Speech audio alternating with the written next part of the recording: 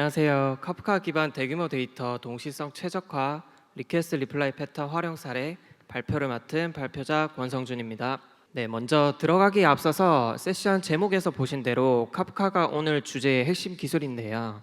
전달드리고 싶은 내용이 많아 카프카의 기본 개념에 대해서는 설명을 생략하고 진행하는 점 양해 부탁드리겠습니다.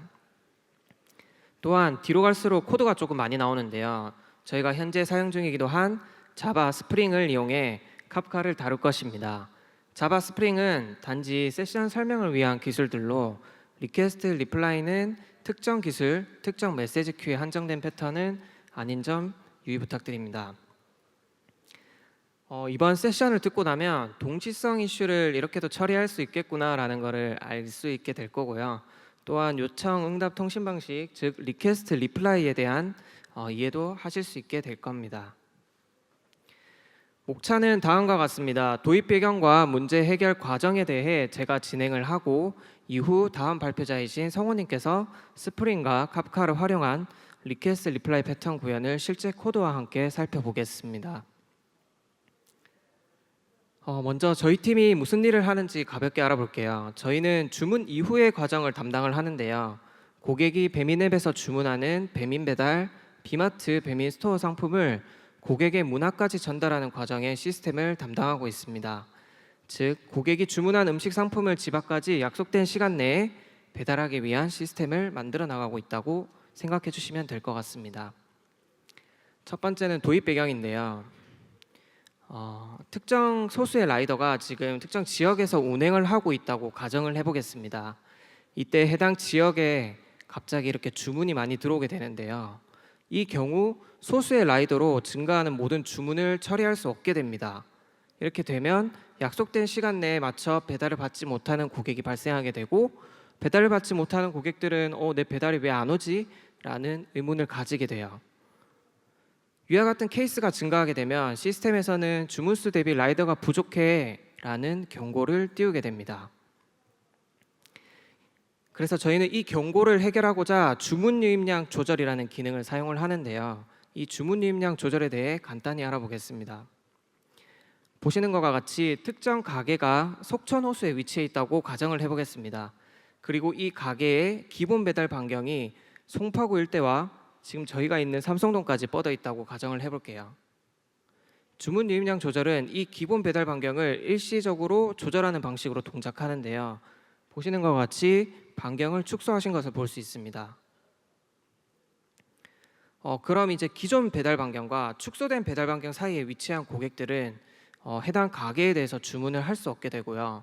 자연스럽게 가게에 주문할 수 있는 고객들이 줄어들고 이런 가게가 전체적으로 늘어나면 전반적인 주문 수가 감소하게 됩니다. 주문 유입량 조절은 이렇게 반경을 일시적으로 조절해서 동작을 하는데요. 참고로 이제 주문 유입량 조절이 약간 강제적인 제한처럼 보일 수는 있는데 이는 고객과 사장님들의 더 나은 경험을 위한 일시적인 조치이니 상황이 개선되면 즉시 배달 반경을 확대하는 점 참고해 주시기 바랍니다. 이 주문 유입량 조절은 N개의 트리거가 존재하고 이 트리거들은 동시 발생 가능합니다. 그래서 예를 들어서 이제 주문수 대비 라이더가 부족했을 경우 또는 기상 악화일 경우 장애 상황 등 여러 가지 트리거가 존재하는데요. 또한 이 주문 유입량을 조절해야 하는 대상 가게 수는 수십만 개 이상입니다.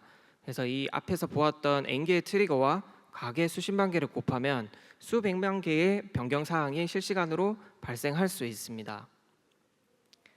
여기서 첫 번째 문제 사항인데요.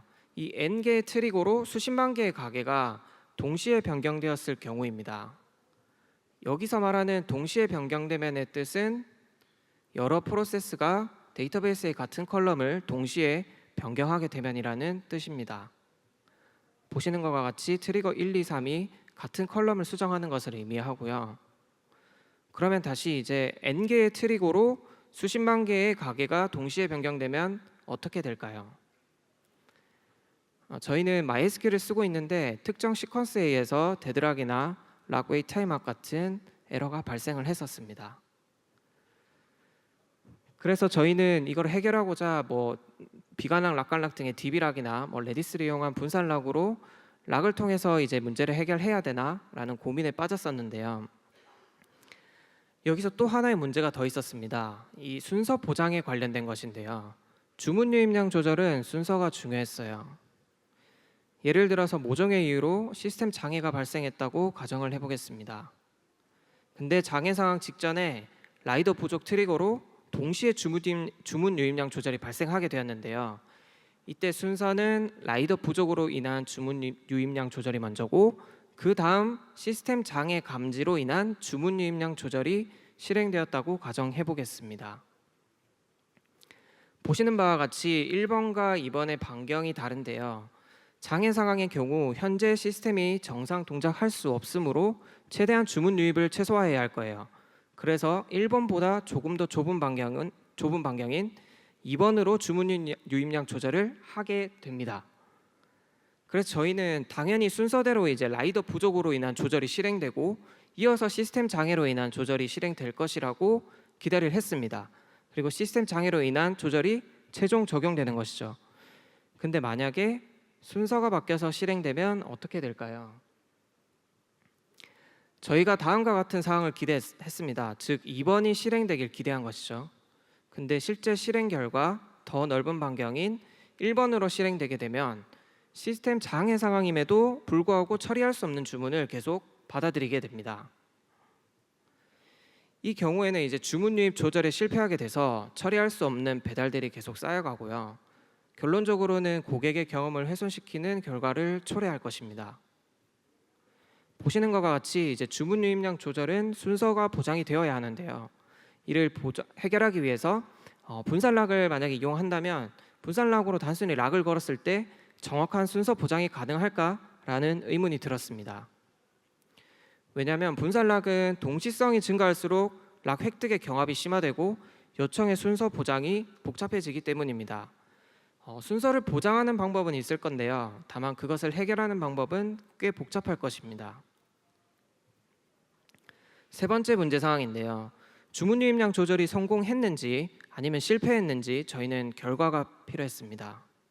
만약 요청에 실패한 경우 저희는 수동 처리와 같은 추가 조치를 하기 위해서는 꼭 처리 결과가 필요했어요. 그래서 결론적으로 저희는 세 가지 문제 사항이 있었고 이를 해결해야 했습니다. 동시성 이슈를 해결해야 하고, 그다음 순서 보장도 가능해야 하고, 처리 결과 또한 필요했습니다. 자, 이제 문제 해결 과정인데요. 그래서 저희는 한 번 더 고민을 하게 되었습니다. 이걸 어떻게 해결할까? 락을 통해서 해결해야 될까라는 고민에 빠졌고요. 그때 카프카에 대해서 떠올리게 되었습니다. 카프카는 기본적으로 동일 키에 대해서 동일 파티션으로 분배되고, 그 파티션 안에서는 순서가 보장된다는 것을 카프카를 사용하면서 알고 있었어요.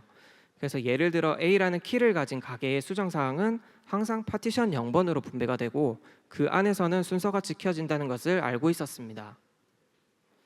그래서 저희 카프카를 사용한다면 저희 세 가지 문제 중 두 가지인 동시성 이슈와 순서 보장은 해결 가능하겠구나라는 걸 생각하게 되었어요.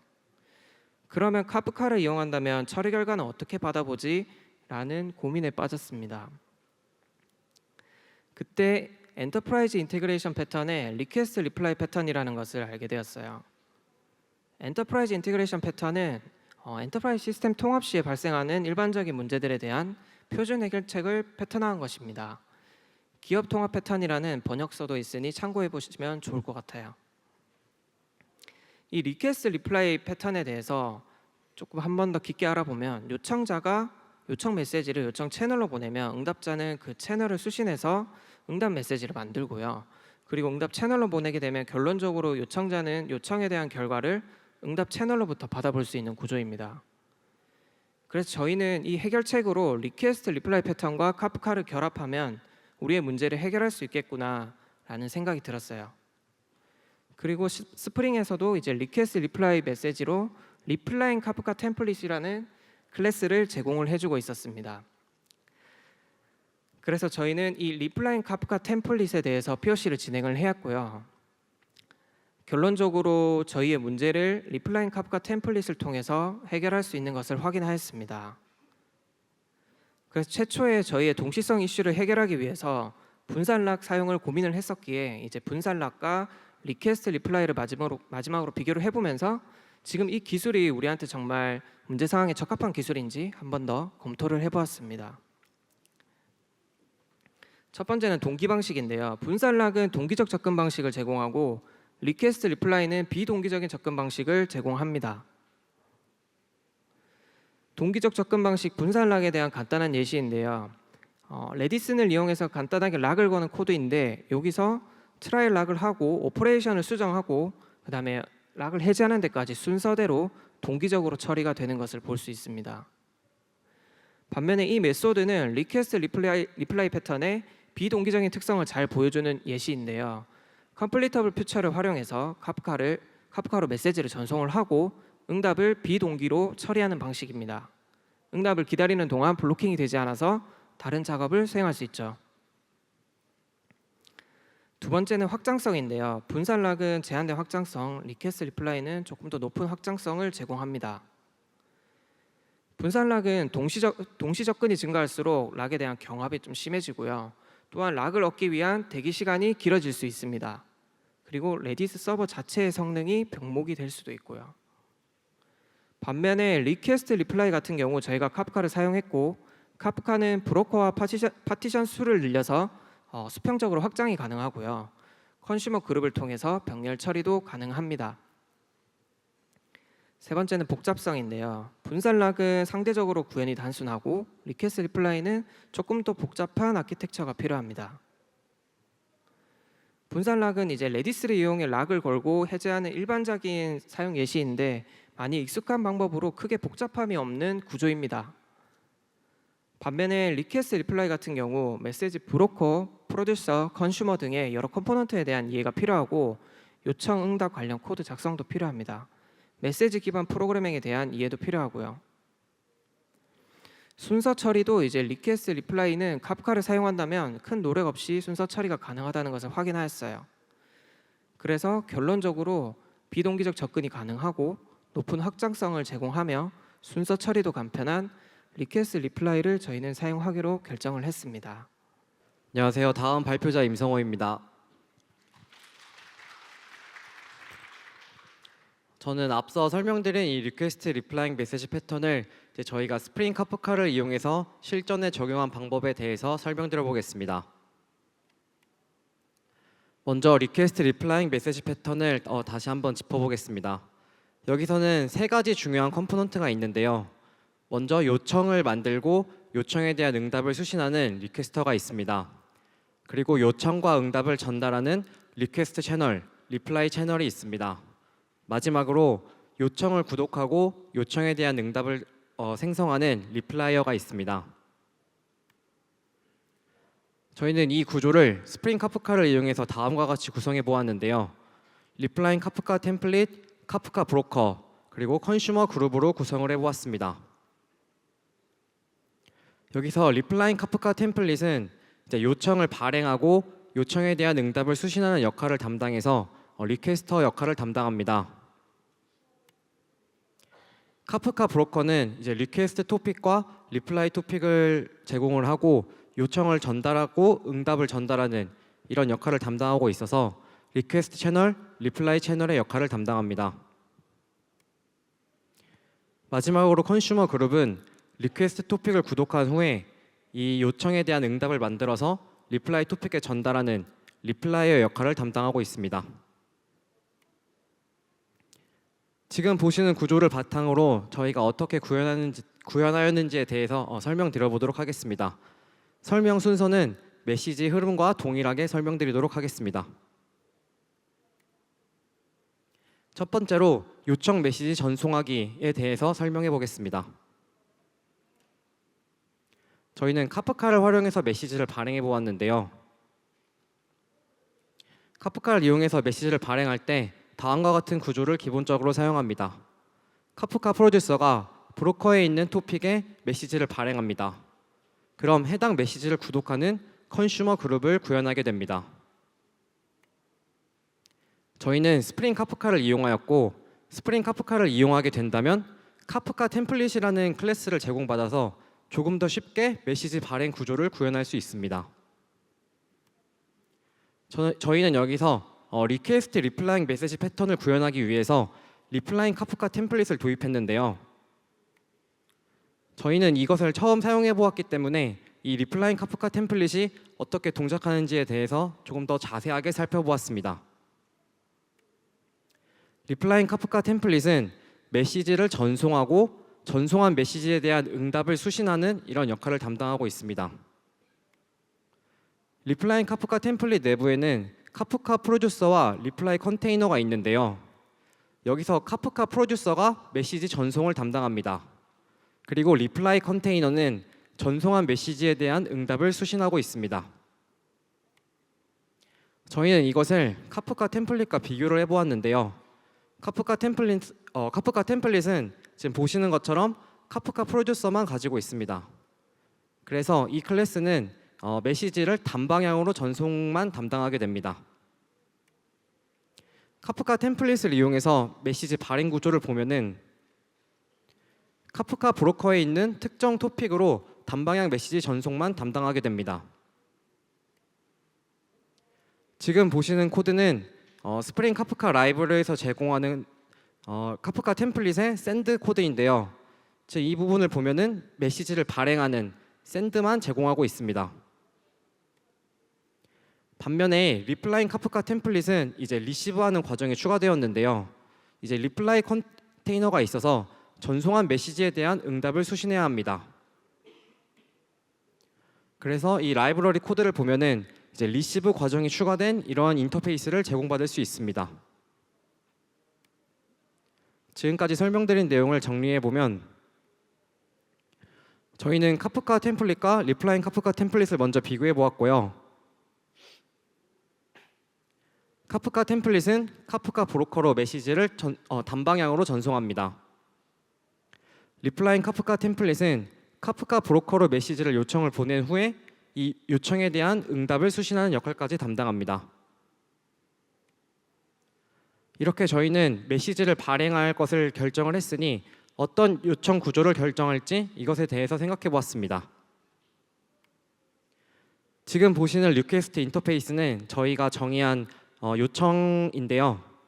여기서 중요한 몇 가지 속성만 간단하게 설명드려 보겠습니다.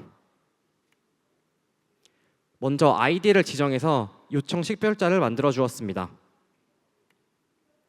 다음으로 키를 정의했는데요. 이 키를 이용해서 이 요청이 할당될 토픽의 파티션을 지정할 수 있었습니다. 다음으로 타입을 지정해서 컨슈머가 담당할 도메인 로직별로 요청이 분산될 수 있도록 하였습니다. 그래서 저희는 카프카 프로듀서가 리퀘스트 토픽으로 메시지를 발행할 때 이 요청을 전달할 수 있게 하였고요. 그리고 저희는 도메인별로 이 단일 토픽으로 운영하게 되었습니다. 저희가 이 리퀘스트 토픽을 도메인별로 단일 토픽으로 운영할 때 저희가 생각했던 몇 가지 장점이 있었는데요. 저희는 그 메시지 요청을 하기 위해서 지금 보시는 것 같은 리퀘스트 디스패처라는 이런 클래스를 구현하였습니다. 이 클래스는 하나의 리플라인 카프카 템플릿과 하나의 리퀘스트 토픽을 갖습니다. 그래서 이러한 구조를 가지고 메시지 발행에 대한 내부 구현을 추상화하였습니다. 그리고 지금 보시는 것처럼 하나의 리퀘스터가 있고 하나의 리퀘스트 토픽이 있습니다. 그리고 이 토픽을 구독하는 여러 컨슈머 그룹이 존재하게 됩니다. 이랬을 때의 장점으로는 공통 코드 도출이 가능하였고 이것을 이용해 리퀘스터 재사용이 가능했습니다. 그리고 만약 토픽의 요청 처리량이 많이 증가가 되었다고 했을 때 증설에 대한 용이함을 가져갈 수 있었습니다. 반면에 지금 보시는 것처럼 기능별로 토픽을 두어서 여러 토픽을 두었다고 가정해 보겠습니다. 이런 경우에는 토픽이 많이 늘어나기 때문에 토픽을 관리할 설정 파일이 복잡해지게 되고 이것에 대한 관리도가 많이 증가하게 됩니다. 그리고 토픽별로 리퀘스터를 정의해서 사용하기 때문에 빈을 재사용할 수 없는 그런 문제도 있었습니다. 그래서 저희는 이것을 비교했을 때 장점이 더 크다라고 생각하여서 도메인별로 단일 토픽으로 운영하게 되었습니다. 지금까지 설명드린 내용을 다시 정리해 보면 저희는 다음과 같은 리퀘스트 인터페이스를 정의하였고 도메인별로 단일 토픽을 두어서 메시지 요청을 담당하게 하였습니다. 이제 메시지를 발행하는 부분을 보았으니 이것에 대해서 응답 메시지를 전송하는 부분을 알아보겠습니다. 응답 메시지를 발행할 때는 컨슈머 그룹이 리퀘스트 토픽을 구독하고 이 구독한 요청에 대해서 응답을 만들어서 다시 리플라이 토픽으로 전달하는 과정입니다. 응답 메시지를 발행할 때 저희는 이 컨슈머가 응답을 전달할 리플라이 토픽을 어떻게 찾을 수 있을까, 이것에 대한 고민을 해보았는데요. 먼저 컨슈머를 구성하는 부분을 보겠습니다. 컨슈머는 관심 있는 토픽만 구독하는 구조로 되어 있습니다. 저희가 리퀘스트 리플라잉 메시지 패턴을 구현할 때는 이 컨슈머가 요청 토픽을 구독한 이후에 응답 결과를 다시 발행해야만 했습니다. 그래서 컨슈머에서 응답 결과를 다시 발행할 컴포넌트를 지정할 게 필요했습니다. 저희는 컨슈머를 구성할 때 이 컨슈머의 리스너 컨테이너를 설정할 때 여기서 리플라이 토픽으로 응답 메시지를 발행할 수 있는 프로듀서를 지정해 주게 되었습니다. 저희는 스프링 카프카를 사용했기 때문에 이 프로듀서로 카프카 템플릿을 사용하도록 하였습니다. 그리고 스프링 카프카를 이용해서 컨슈머를 구성을 할 때는 지금 보시는 것처럼 이 카프카 리스너 어노테이션을 이용해서 쉽게 구현할 수 있습니다. 저희는 응답을 돌려줘야 됐기 때문에 이 send to annotation을 추가로 사용했고요. send to annotation을 이용하게 되면 카프카 헤더스 리플라이 토픽이라는 이 속성에서 이 응답이 어느 토픽으로 전달되어야 될지 지정할 수 있습니다. 또 다른 방법으로는 해당 어노테이션의 밸류에 직접 리플라이 토픽을 지정할 수 있습니다. 지금 설명드린 부분을 코드로 자세히 설명드리겠습니다. 지금 보시는 리플라이 컨테이너는 컨슈머에게 지정해줘야 되는 리플라이 컨테이너입니다. 여기서 리플라이 템플릿이라는 속성으로 카프카 템플릿을 지정해 주었습니다. 이 카프카 템플릿을 이용해서 리플라이 토픽으로 응답 메시지를 발행할 수 있습니다. 지금까지 설명드린 내용을 다시 정리해 보겠습니다. 저희는 스프링 카프카의 send to annotation을 이용해서 컨슈머를 구성하였고요. 먼저 요청 메시지를 수신한 카프카 리스너에 send to annotation을 추가합니다. 그러면 카프카 헤더에 직접 리플라이 토픽을 지정하거나 또는 이 어노테이션의 밸류에 지정하실 수 있습니다. 그리고 응답을 돌려주기 위해서 리스너 컨테이너 구성 시 이 리플라이 템플릿을 정의해 주는 게 필요합니다. 지금까지 설명드린 부분은 저희가 처음에 보여드렸던 구조에서 컨슈머 그룹이 카프카 브로커에 있는 이 리플라이 토픽으로 응답 메시지를 발행하는 과정입니다. 이제 저희가 요청 메시지를 구성하였고 응답 메시지 발행까지 알아보았으니 요청 메시지와 응답 메시지를 매핑하는 부분에 대해서 알아보겠습니다. 이 리플라잉 카프카 템플릿을 보면 퓨처 객체를 반환하고 있었는데요. 저희는 이 비동기 객체를 이용할 때 요청과 응답을 어떻게 매핑하지 이것에 대한 고민이 있었습니다. 그래서 이 부분을 좀 자세히 살펴보았는데요. 먼저 서버에서 리플라잉 카프카 템플릿으로 요청을 전달합니다. 그러면 리플라잉 카프카 템플릿은 이 요청을 코릴레이션 아이디와 함께 관리하게 됩니다. 여기서 코릴레이션 아이디란 이 요청을 구분할 키값을 뜻합니다. 이제 이 키값과 요청을 퓨처에 담아서 리플라잉 카프카 템플릿은 내부에 있는 맵에 이것을 저장하게 됩니다. 그리고 컨슈머가 요청을 구독할 때 요청뿐만 아니라 이 코릴레이션 아이디 값까지 같이 구독하게 됩니다. 그리고 컨슈머는 요청에 대한 응답을 구성할 때 요청에 담겨 있는 같은 코릴레이션 아이디를 이 응답에 매핑하게 됩니다. 리플라잉 카프카 템플릿이 해당 응답을 다시 수신하였을 때 이제 이 코릴레이션 아이디 값을 이용해서 지금 수신한 응답이 어떤 요청과 매핑되는지 알 수 있게 됩니다. 그리고 다시 요청에 대한 응답을 서버에게 돌려줄 수 있게 됩니다. 지금 설명드린 부분을 이제 라이브러리 코드로 자세하게 살펴보겠습니다. 지금 보시는 메소드는 리플라잉 카프카 템플릿의 send and receive 메소드입니다.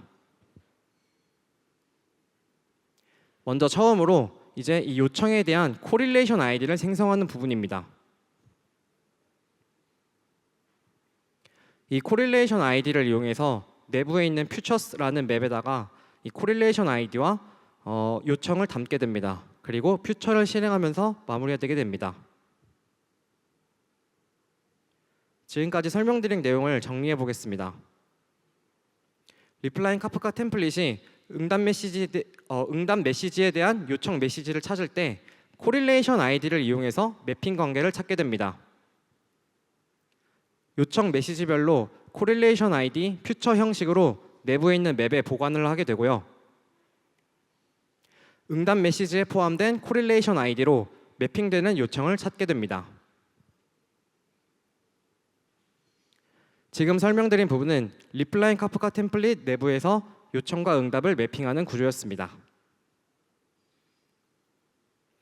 이제 요청에 대한 응답을 매핑까지 완료를 했으니 이제 응답 메시지를 처리하는 과정에 대해서 설명드리겠습니다. 응답 메시지를 처리할 때는 카프카 프로듀서가 리퀘스트 토픽으로 발행한 요청을 처리가 끝나고 리플라이 토픽이 다시 리플라이 컨테이너에게 응답 메시지를 발행하였을 때 이 구조에 대한 설명입니다. 저희는 여러 리퀘스터가 존재했을 때 응답을 어떻게 수신하고 처리할까 이것에 대한 고민을 진행해 보았는데요.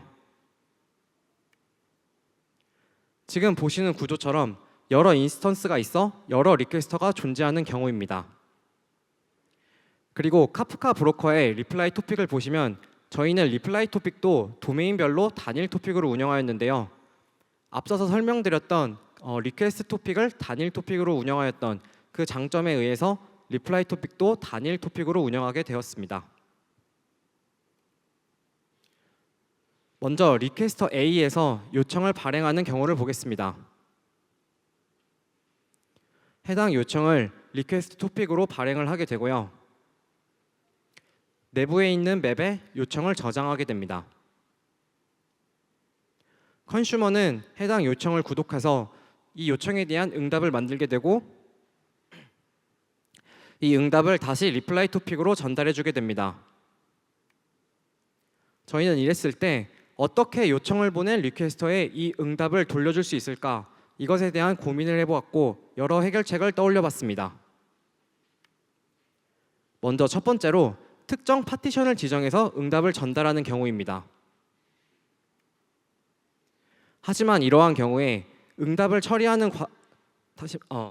구성하는 과정에서 리퀘스터가 증설이 되어서 리밸런싱이 일어나게 된다면 이 리밸런싱에 대한 대응이 불가능했습니다. 그래서 저희는 이 방법을 사용할 수 없었고요. 두 번째로 각 리퀘스터를 같은 컨슈머 그룹 아이디로 설정한 경우를 생각해 보았습니다. 지금처럼 리퀘스터 A와 리퀘스터 B가 컨슈머 그룹 A라는 같은 그룹 아이디로 설정된 경우입니다. 하지만 이러한 경우에도 컨슈머 그룹 아이디가 같기 때문에 어떤 컨슈머가 이 응답을 가져갈지 알 수 없었습니다. 지금 그림에서 보시는 것처럼 리퀘스터 B가 응답을 구독한 경우에 이 응답에 대한 요청을 이 리퀘스터는 가지고 있지 않습니다. 그래서 응답에 대한 완료 처리를 할 수 없습니다. 또한 리퀘스터 A에서는 요청을 보냈지만 응답이 계속해서 들어오고 있지 않습니다. 그래서 타임아웃 익셉션이 발생하는 걸 저희는 알 수 있었습니다. 마지막으로 저희는 각 리퀘스터를 서로 다른 컨슈머 그룹 아이디로 설정한 경우를 생각해 보았습니다. 지금 보시는 것처럼 리퀘스터 A에는 컨슈머 그룹 A, 리퀘스터 B에는 컨슈머 그룹 B라는 그룹 아이디를 설정한 경우를 보겠습니다. 이런 경우에는 각 컨슈머가 컨슈머 그룹 아이디가 다르기 때문에 이 응답을 모두 구독하게 됩니다. 그러면 리퀘스터 A에서는 요청에 대한 응답이 들어왔으니 이것을 처리할 수 있습니다. 그리고 스프링 카프카에서 제공했던 이 리플라잉 카프카 템플릿의 내부 구조를 보니 이렇게 컨슈머 그룹 아이디를 다르게 설정했을 때 응답이 들어왔을 때 이 응답에 대한 요청이 없을 때 그냥 처리하지 않고 넘어가는 것을 알 수 있었습니다. 그래서 저희는 이 방법을 이용해서 현재 서비스를 운영하고 있습니다. 그러면 지금과 같은 경우에 리퀘스터 B처럼 응답이 들어왔지만 요청이 없는 경우 어떻게 처리하지 않을까, 이것에 대해서 조금 더 자세히 살펴보았는데요. 리플라잉 카프카 템플릿에 이 shared reply topic 설정을 true로 지정해 주었으면 해결되었습니다. 해당 설정을 true로 지정하게 되면은 요청에 대한 응답이 들어와서 하지만 이 요청이 없을 때 그 디버그 레벨로 로그를 기록하고 넘어가고 있었습니다. 해당 부분을 이제 코드로 조금 더 자세히 설명을 드리겠습니다. 지금 보시는 리플라이 컨테이너는 리플라잉 카프카 템플릿에 지정하는 리플라이 컨테이너입니다. 저희는 이 컨테이너를 지정할 때 컨슈머 그룹 아이디를 UUID로 지정하게 되었습니다. UUID로 지정하게 된다면 중간에 인스턴스 증설이 발생한다고 했을 때 이 컨슈머 그룹 아이디가 중복되는 것을 최대한 방지할 수 있었습니다. 다음으로 리플라잉 카프카 템플릿을 정의할 때인데요. 아까 설명드렸던 shared reply topic 설정을 true로 지정해 주었습니다. 그러면 해당 설정이 어떻게 동작하는지 코드로 조금 더 자세히 살펴보겠습니다. 지금 보시는 메소드는 리플라잉 카프카 템플릿에서 응답을 처리하는 onMessage 메소드입니다. 먼저 들어온 응답에 대한 코릴레이션 아이디를 찾습니다. 그리고 이 코릴레이션 아이디를 이용해서 리플라잉 카프카 템플릿 내부에 있는 맵에서 요청이 있는지 찾게 됩니다. 이때 여기 if문을 보게 되면은 퓨처스는 null이라는 이 조건을 검사하고 있는데요. 이 경우가 현재 수신한 응답에 대한 요청이 없는 경우입니다. 이런 경우에 log rate arrival이라는 메서드를 실행하게 되는데요. 해당 메소드 내부를 보면은 shared reply topic이 true일 때 이제 디버그 레벨로 로그를 남기고 종료되는 것을 알 수 있었습니다. 지금까지 설명드린 내용을 정리해 보겠습니다. 이것은 단일 리플라이 토픽을 구성했을 때 적용할 수 있는 방법인데요. 단일 리플라이 토픽 구성 시 리퀘스터마다 유일한 컨슈머 그룹 아이디를 할당해서 응답 메시지를 수신하게 하였습니다. 그리고 shared reply topic 설정으로 관심 없는 응답 메시지의 디버그 레벨 로깅으로 처리하고 넘어갔습니다. 이제 지금까지 설명드린 내용이 리플라잉 카프카 템플릿과 카프카 브로커 사이에서 요청을 전달하고 응답을 수신했을 때의 과정이었습니다. 지금까지 설명드린 내용으로 저희가 처음에 보여드렸던 이 구조에 대한 구현이 완료가 되었습니다. 그러면 기존에 있었던 문제 상황부터 저희가 개선한 내용까지 정리를 해드리도록 하겠습니다. 저희가 처음에 운영한 구조는 다음과 같았는데요. 간략하게 표현을 해보면은 클라이언트와 서버, 데이터베이스가 있는 경우입니다. 이때 여러 클라이언트에서 서버로 동시에 데이터 변경 요청이 들어오게 됩니다. 그러면 서버에서는 각 요청을 서로 다른 스레드에 할당을 해서 이제 실행을 하게 합니다. 먼저 두 번째 스레드가 먼저 실행된 경우를 보겠습니다. 이런 경우에 데이터베이스에 BD라는 데이터가 변경이 되었습니다. 이후에 첫 번째 스레드가 실행하게 되면은 이 데이터 변경 결과가 다 덮어 씌워지게 됩니다. 이러한 경우에 저희는 저희가 원하지 않는 결과를 받아볼 수 있습니다. 또 다른 경우로 첫 번째 스레드가 먼저 실행된 경우를 보겠습니다. 이런 경우에 두 번째 스레드가 그 이후에 실행될 때 만약 첫 번째 스레드가 데이터베이스의 이 데이터들에 대해서 락을 계속해서 획득하고 있는 상태라면 두 번째 스레드가 데이터 변경 요청을 보냈을 때 이 변경 요청이 실패할 수 있습니다. 그렇게 되면은 각 클라이언트는 원하지 않는 결과를 받아볼 수 있습니다. 저희는 이 문제를 해결하기 위해서 서버와 데이터베이스 사이에 카프카를 도입하게 되었고요. 다시 여러 클라이언트에서 서버로 데이터 변경이 동시에 들어왔다고 가정해 보겠습니다.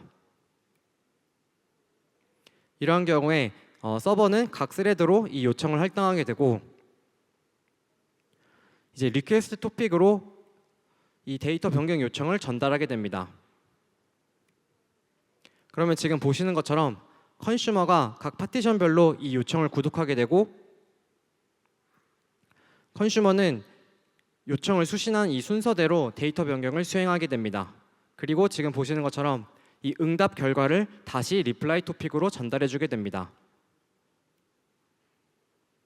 그러면 서버는 이 리플라이 토픽을 구독해서 변경 완료에 대한 이 완료를 수신할 수 있습니다. 그리고 각 클라이언트로 클라이언트가 보낸 결과에 대해서 정확한 완료 결과 전달을 할 수 있습니다.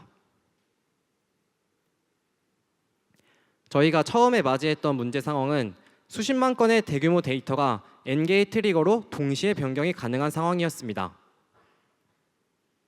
저희는 이러한 경우에 동시성 이슈를 맞이하게 되었고요. 그리고 순서 보장을 해야 하는 요구가 있었습니다.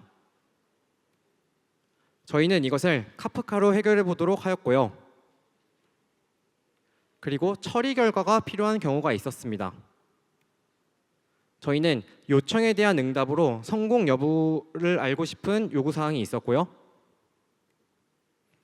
이것을 해결하기 위해 리퀘스트 리플라이 메시지 패턴을 적용해 보도록 하였습니다.